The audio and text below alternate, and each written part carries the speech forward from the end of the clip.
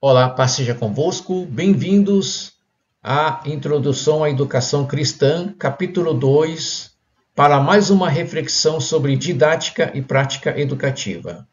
Neste capítulo, mergulharemos profundamente na evolução e na aplicação da didática, abordando suas origens históricas e o desenvolvimento ao longo dos tempos.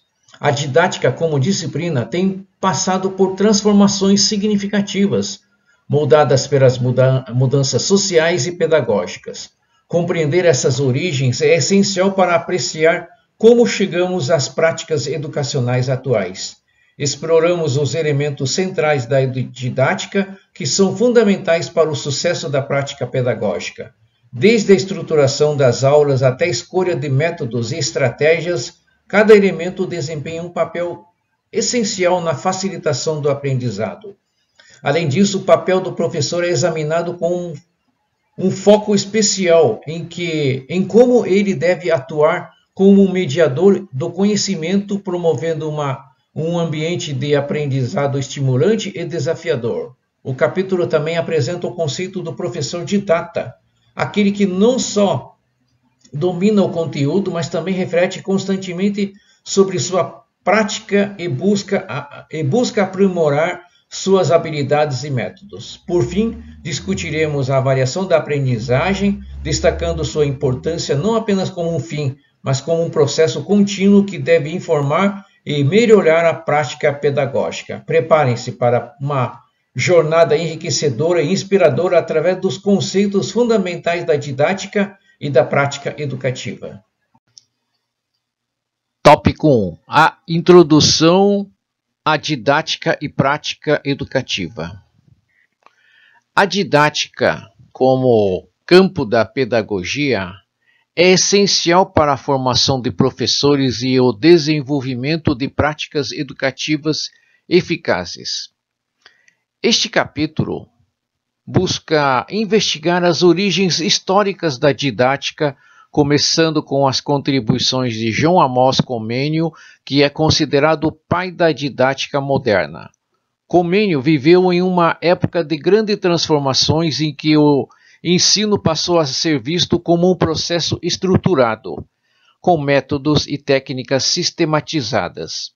Ele defendia uma pedagogia baseada no aprender fazendo, enfatizando a experiência prática como parte central do aprendizado.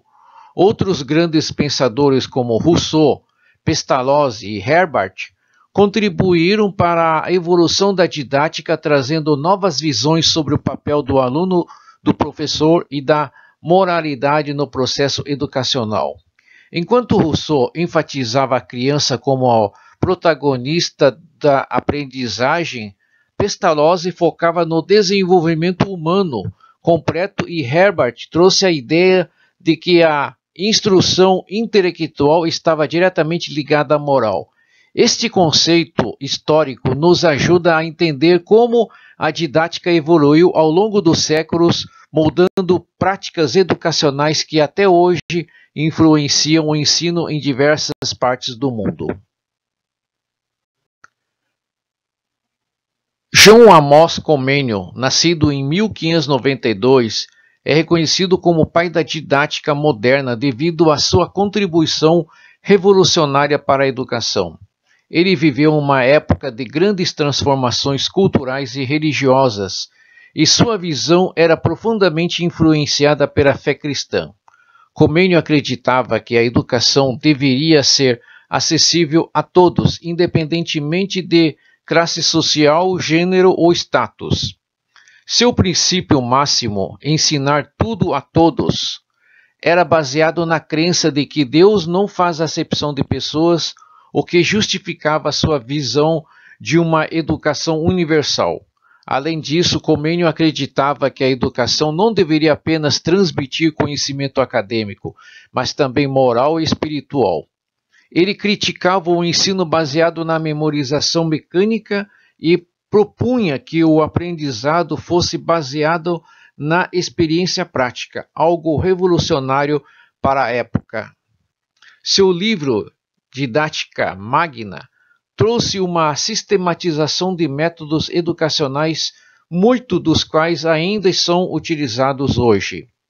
Para Comênio, a educação era uma missão divina, e ele via o professor como uma figura central no despertar do desejo de aprender aos alunos, sempre respeitando o estágio do desenvolvimento de cada um. Sua influência permanece até hoje sendo um dos pilares da educação moderna. Para João Amós Comênio, a educação era mais do que um meio de superar as deficiências humanas causadas pelo pecado. Ele acreditava que, mesmo antes de pecar, o homem possuía um desejo inato de aprender, que era suprido por Deus. Com base nisso, Comênio via a vida na Terra como uma escola para a vida eterna. Esse conceito de educação transcendia o simples objetivo de formar cidadãos competentes para a sociedade presente. Para ele, a educação era um caminho de preparação para a eternidade. A moralidade desempenhava um papel central em seu pensamento educacional e Comênio acreditava que a ciência e a moral deveriam caminhar juntas. Ele afirmava que a ciência, quando desacompanhada de virtude, poderia levar à decadência, mas quando combinado com a piedade e o temor a Deus, levava à verdadeira sabedoria. A educação, portanto, tinha objetivo de preparar o ser humano, não apenas intelectualmente, mas também moral e espiritualmente, capacitando-o para uma vida que glorificasse a Deus tanto na terra quanto na eternidade. Essa perspectiva profundamente cristã da educação de Comênio teve um impacto duradouro na maneira como entendemos a formação integral do ser humano.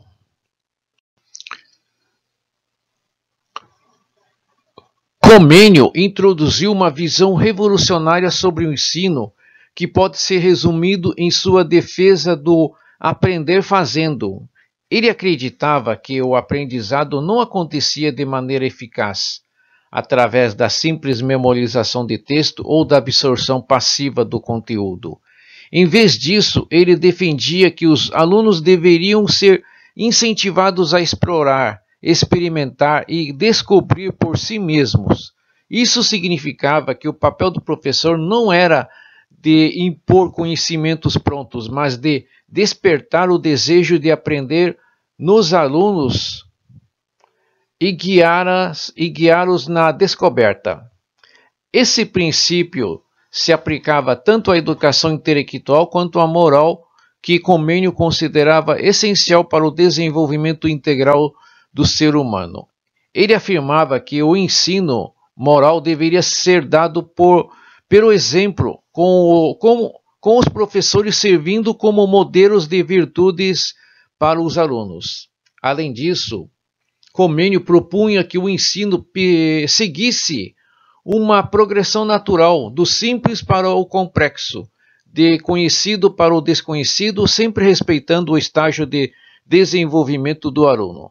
Sua abordagem prática e experimental moldou a pedagogia moderna e ainda hoje ressoa nas práticas educacionais que valorizam o aprendizado ativo e o desenvolvimento integral do aluno.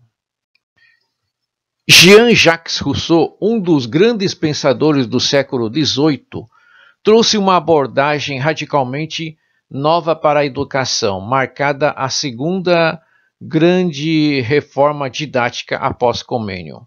Rousseau centralizou o processo educacional na criança, algo que até então era incomum. Para ele, a educação deveria respeitar a natureza da infância e as necessidades e interesses específicos dessa fase da vida. Ele rejeitava a visão de que a criança fosse um adulto em miniatura, uma ideia amplamente aceita na época e defendida que cada fase da vida tinha suas próprias características e demandas educativas. Essa visão provocou uma revolução no pensamento pedagógico, pois deslocava o foco do ensino do professor para o aluno. Segundo Rousseau, a criança deveria ser o protagonista de seu próprio aprendizado, e o papel do educador era guiar esse processo de forma natural, sem imposições forçadas. Embora Rousseau tenha sido um grande influenciador, ele não desenvolveu uma teoria completa sobre o ensino.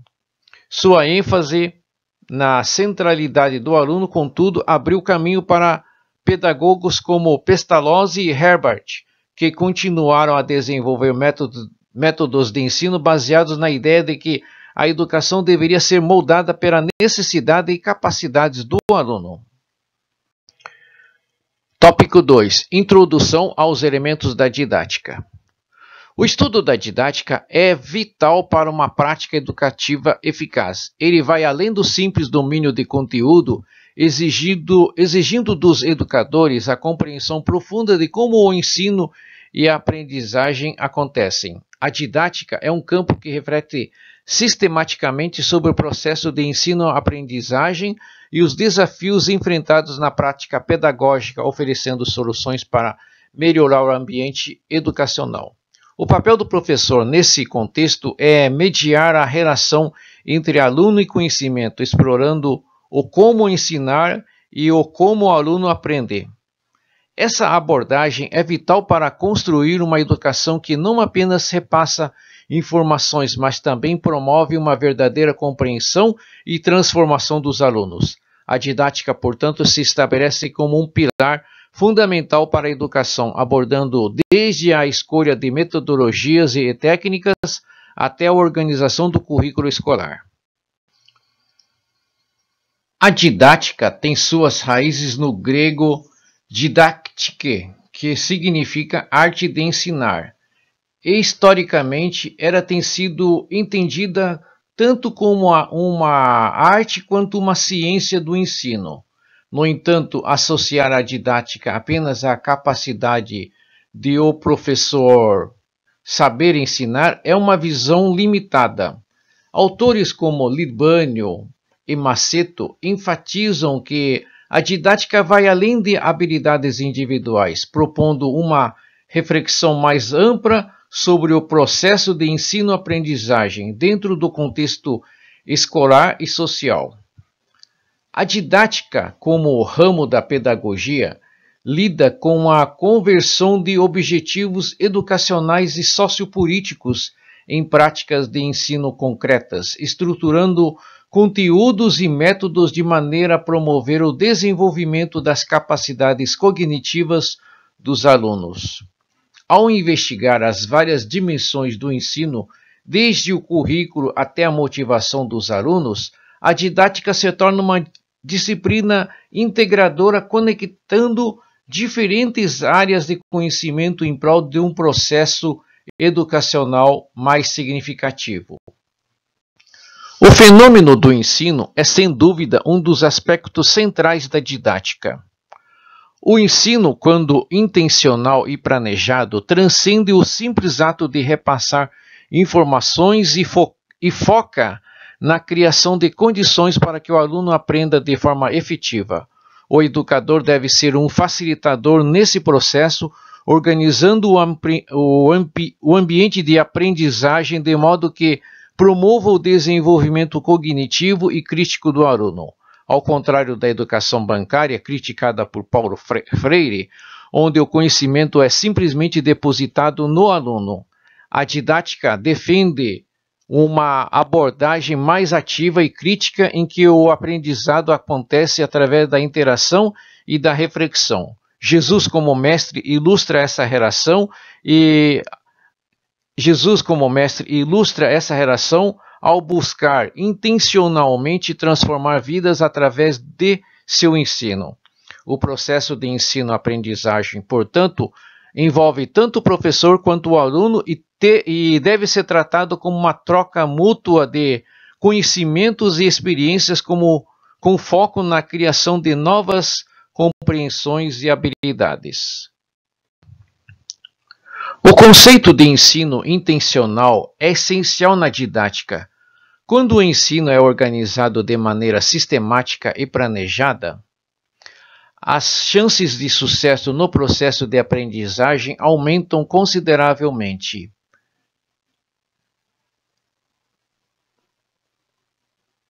Libânio destaca que o ensino deve ser pensado de forma a organizar as finalidades e as condições de aprendizagem, o que envolve desde a escolha dos conteúdos até a metodologia utilizada. Paulo Freire, por sua vez, argumenta que o ensino deve ser um ato criador, onde o professor e o aluno participam ativamente do processo de conhecimento. Para Freire, o simples ato de transmitir informações não constitui ensino verdadeiro, pois isso caracteriza a chamada educação bancária. O ensino deve ser dialógico, crítico, baseado na curiosidade tanto do professor quanto do aluno, com o objetivo de criar novas compreensões.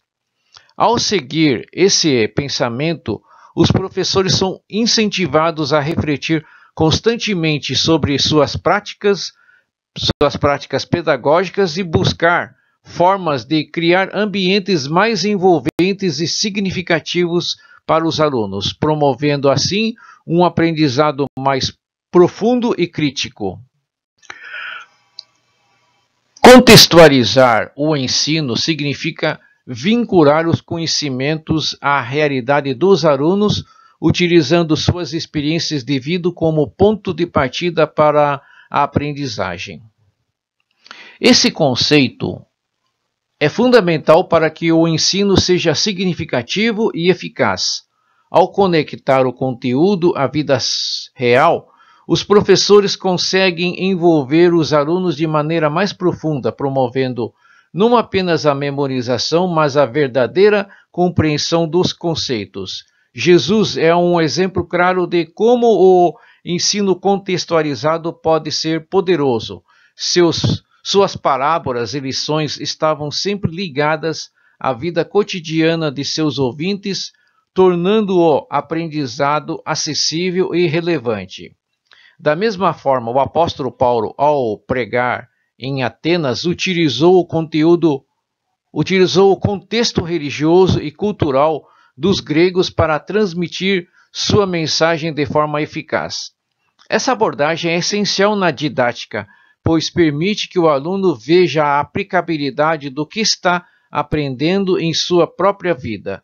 Quando o ensino é contextualizado, ele se torna mais atraente e significativo, o que leva a um aprendizado mais profundo e duradouro. Tópico 3. O papel do professor na prática educativa. O papel do professor na prática educativa é fundamental, pois ele atua como mediador do conhecimento. Na prática, isso significa que o professor não é apenas um transmissor de informações, mas sim um guia que conduz os alunos através do processo de aprendizagem.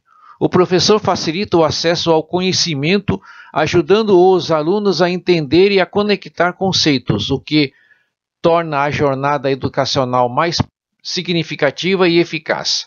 Ao criar um ambiente de aprendizado engajador, o professor permite que os alunos explorem e descubram novos saberes, desenvolvendo suas habilidades e ampliando seu horizonte de conhecimentos. O professor é responsável por tornar o aprendizado relevante e acessível, adaptando sua abordagem às necessidades individuais dos alunos e garantindo que todos tenham a oportunidade de alcançar seu potencial máximo. Comênio, um dos pioneiros da pedagogia moderna, acreditava que a arte de ensinar envolve não apenas a transmissão de conhecimentos, mas também a aplicação de métodos que marquem a inteligência e a memória e as emoções dos alunos. Segundo Comênio, os professores devem ser afetuosos e pacientes, criando um ambiente onde os alunos se sintam valorizados e motivados. Ele enfatizava a importância de os professores serem modelos de integridade moral e exemplo a ser seguido. A prática pedagógica deve envolver atividades que despertem o interesse dos alunos e incentive seu engajamento com o aprendizado.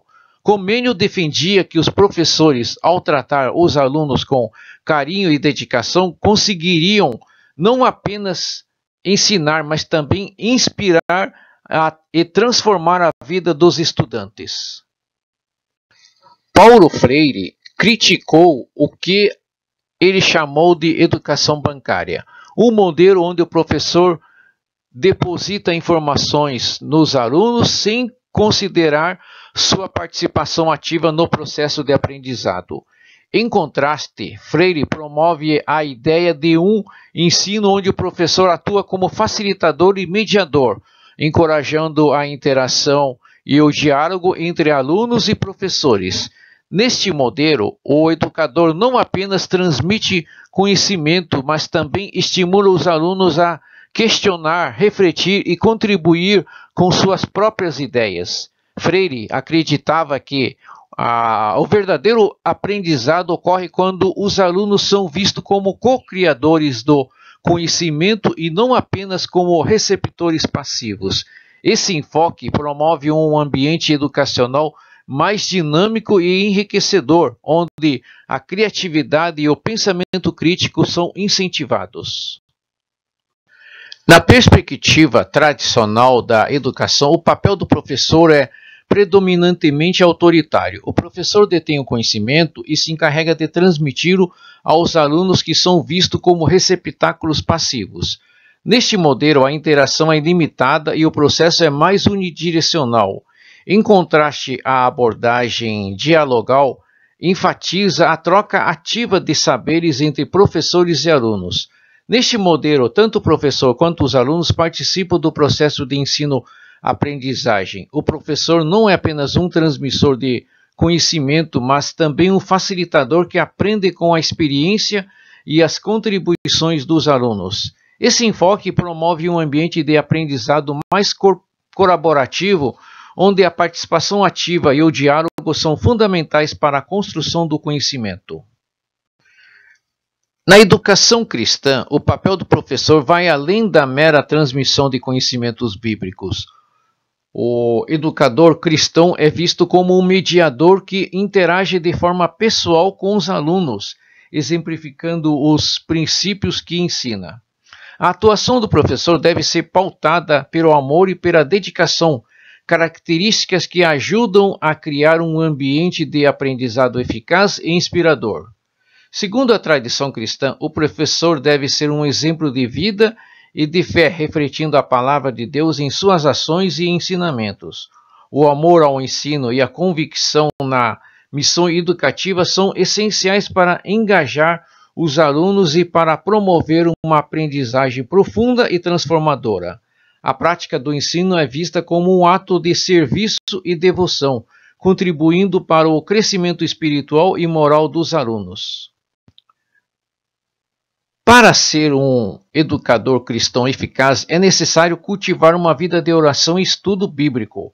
A profundidade espiritual e a convicção pessoal do professor são fundamentais para que ele possa servir como um exemplo de vida cristã para seus alunos. O educador cristão deve ser um reflexo de luz de Deus, permitindo que sua vida e suas ações inspirem e guiem os alunos. A dedicação ao ensino é acompanhada pela persistência na oração e na busca de entendimento bíblico, que fortalece o caráter do professor e enriquece sua prática pedagógica. Além disso, o amor ao ensino e a paixão pelo mundo educativo são essenciais para criar um ambiente de aprendizado que não apenas transmite conhecimento, mas também promove o crescimento espiritual e moral dos alunos. Tópico 4. O conceito de professor didata. O professor didata é definido pela consciência da importância e do propósito de seu trabalho. Diferente de um profissional que simplesmente transmite conhecimento, o professor didata está imerso no processo de ensino-aprendizagem, refletindo sobre suas práticas e buscando constantemente o aperfeiçoamento.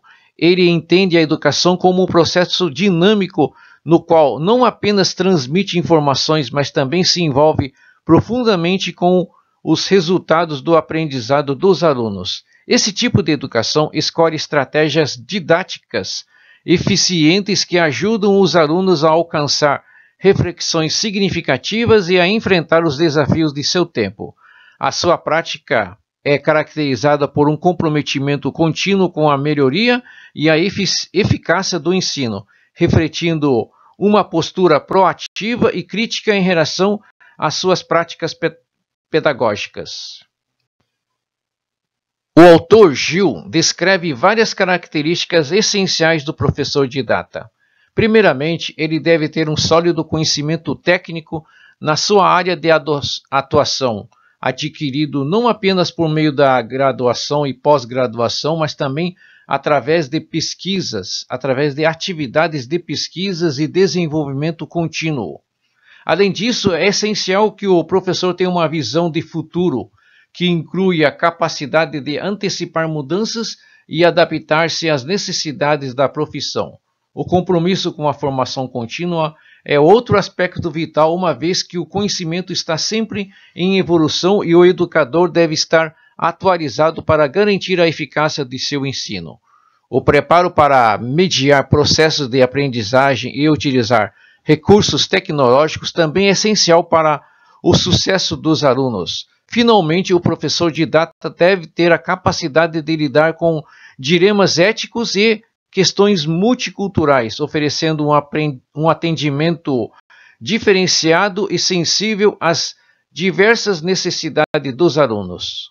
O conceito de professor didata vai além do domínio técnico e acadêmico. Ele é comparado a um artista cuja tarefa não é apenas ensinar, mas também inspirar e transformar. Assim como um artista utiliza sua criatividade para tocar o coração das pessoas, o professor didata investe emocionalmente em sua prática, buscando impactar profundamente seus alunos. O trabalho do professor didata é visto como um caso de amor, onde ele se dedica com paixão e sensibilidade ao desenvolvimento dos alunos. O objetivo é promover mudanças significativas, nutrindo tanto o intelecto quanto a alma dos alunos. Isso envolve um esforço constante para não apenas transmitir conhecimentos, mas também para cultivar um ambiente de aprendizado que estimula a reflexão, a criatividade e a transformação pessoal. A prática do professor didata é, portanto, uma expressão de seu compromisso com a educação como um ato de amor e dedicação. Tópico 5. O papel da avaliação na educação. Avaliar é uma prática constante na vida humana, refletida na educação como um meio crucial para o desenvolvimento do aluno. A avaliação deve ser mais do que apenas uma soma de resultados, deve criar oportunidades para que o aluno entenda seus próprios limites e fortalezas na construção de conhecimento. Esse processo envolve um exame contínuo das escolhas feitas durante o ensino, permitindo ajustes e melhorias na prática pedagógica. A avaliação deve ser integrada ao processo educativo, abrangendo desde o planejamento até a execução das atividades, e não apenas aplicada como um exemplo isolado no final do ciclo de aprendizagem. Compreender a avaliação como um instrumento para reorientar o ensino e ajustar estratégias é fundamental para alcançar as metas educacionais e promover um aprendizado efetivo e significativo. A avaliação na educação cristã se distingue por seu foco em atitudes e valores, e não apenas na quantidade de informações que os alunos possuem. Exemplos bíblicos como o diálogo de Jesus com o jovem rico e a crítica aos fariseus mostram que o conhecimento teórico não é suficiente. É essencial que o aprendizado se traduza em transformação pessoal e prática. Avaliar apenas a retenção de informações sem considerar a aplicação prática e o crescimento espiritual é uma visão limitada. Portanto, a avaliação deve refletir a capacidade do aluno de integrar e aplicar princípios cristãos em sua vida diária, promovendo um verdadeiro crescimento e desenvolvimento espiritual, ao invés de apenas medir o acúmulo de conhecimento. Para uma avaliação mais eficaz, é importante considerar abordagens que envolvam a participação ativa dos alunos. Madalena Morochenko sugere várias estratégias, como solicitar aos alunos que escrevam sobre como o aprendizado contribuiu para o seu crescimento espiritual ou como aplicar princípios aprendidos na prática. Além disso, a avaliação do professor deve incluir feedback dos alunos sobre suas aulas e sugestões de melhorias. Observações externas, como aquelas feitas por coordenadores ou diretores de ensino, também são valiosas. Essas práticas proporcionam uma visão holística do desempenho, incentivam a reflexão crítica e a aplicação dos conteúdos e promovem um ambiente de aprendizado colaborativo e reflexivo. O autor Rabelo propôs uma classificação detalhada dos tipos de avaliação que ajuda a entender como aplicar diferentes métodos de maneira eficaz. Quanto à regularidade, a avaliação pode ser contínua, realizada ao longo de processos, ou pontual, feita em momentos específicos. O avaliador, por ser interno, o próprio professor no caso, ou externo, alguém de fora do processo, a avaliação pode ser explícita ou implícita. Em termos de comparação, pode ser normativa ou criterial. Além disso, pode ser diagnóstica ou somativa. Compreender essas categorias permite uma aplicação mais precisa e apropriada da avaliação no contexto educacional. A autoavaliação é uma tendência contemporânea que envolve o aluno na análise contínua de seu próprio desempenho. Esse processo metacognitivo ajuda o aluno a conscientizar-se de suas dificuldades e avanços, promovendo uma maior responsabilidade sobre o seu aprendizado. A autoavaliação exige que o aluno reflita sobre o que está construindo e como pode melhorar. Para auxiliar nesse processo, o uso de portfólios é uma estratégia eficaz. Um portfólio é uma coleção de trabalhos e reflexões que documentam o progresso do aluno ao longo do tempo. Ele permite que o aluno e o professor avaliem as aprendizagens, identifiquem dificuldades e sucessos e promovam reflexões contínuas sobre o desenvolvimento do conhecimento. Assim, a autoavaliação e o portfólio colaboram para uma compreensão mais profunda e integrada do processo de aprendizagem. Resumo: o capítulo 3 do livro Didática e Prática Educativa oferece uma visão abrangente sobre a evolução e aplicação da didática na educação. Começa com uma análise das origens históricas e evolução da didática como disciplina, elucidando como o conceito se desenvolveu ao longo dos tempos e como as mudanças na sociedade influenciaram suas práticas e teorias. Em seguida, o capítulo explora os elementos fundamentais da didática que são cruciais para a prática educacional eficaz. Detalha como a estrutura e os métodos de ensino foram aprimorados para melhor atender às necessidades dos alunos e os objetivos educacionais.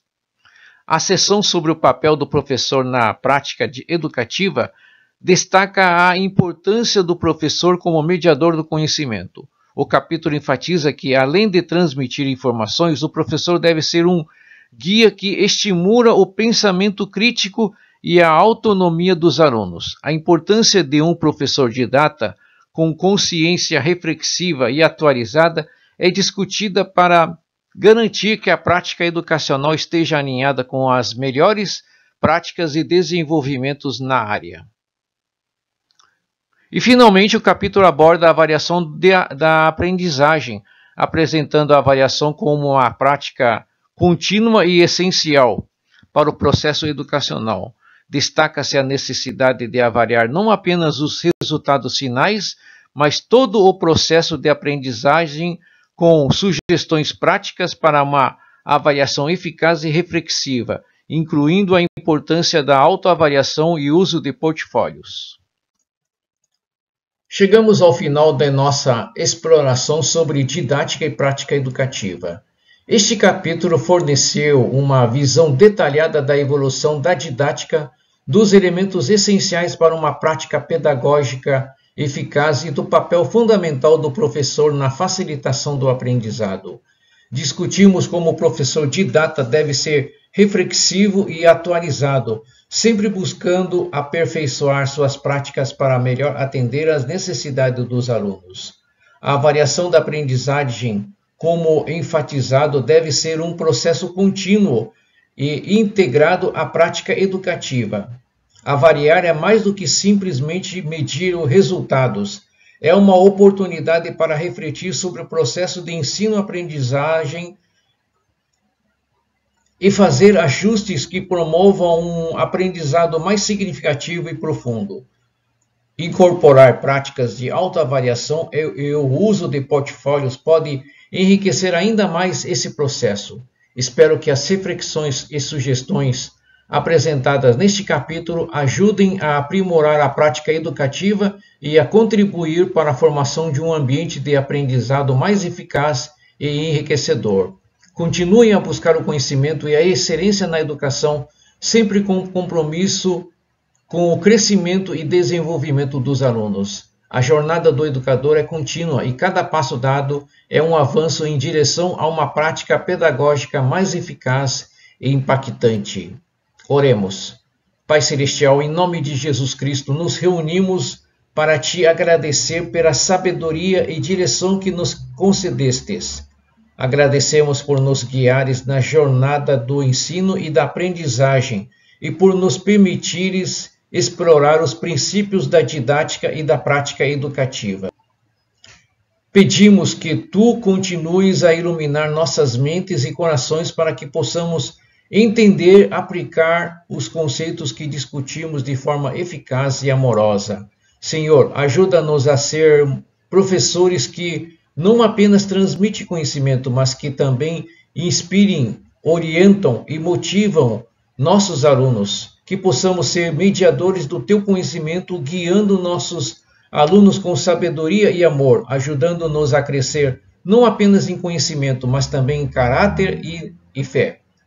Dá-nos a coragem e a perseverança para refletir continuamente sobre nossas práticas e buscar sempre a melhoria, para que possamos servir com excelência e dedicação. Pedimos também por nossos alunos que tu os abençoes e os guie em sua jornada educacional, que eles possam encontrar alegria no aprendizado e crescer em conhecimento e sabedoria. Que tu estejas presente em cada sala de aula, em cada interação e em cada avaliação, para que todos os aspectos do processo educativo sejam enriquecidos pela tua graça. Em nome de Jesus Cristo. Amém.